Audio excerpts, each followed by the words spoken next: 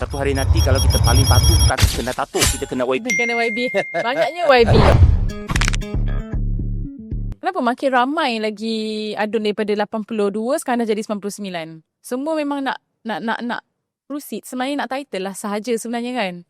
Untuk title tak? gaji Gaji pencen. lah, yes. Gaji pencen lah sebenarnya. Gaji is one thing lah, tapi power. Yes, the power that they, yeah. Bayangkan, bukan semua orang, ini saya kena salute kepada Nick lah. Bukan semua orang mampu melepaskan sebegitu.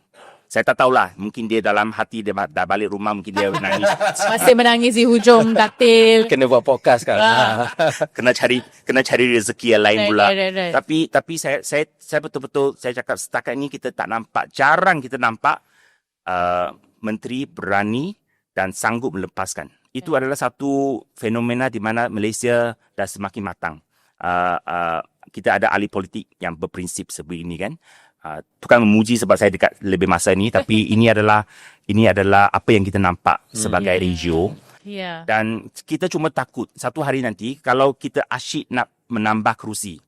Sarawak tambah 99, nanti Malaysia tambah dari 600 kepada 700, 800.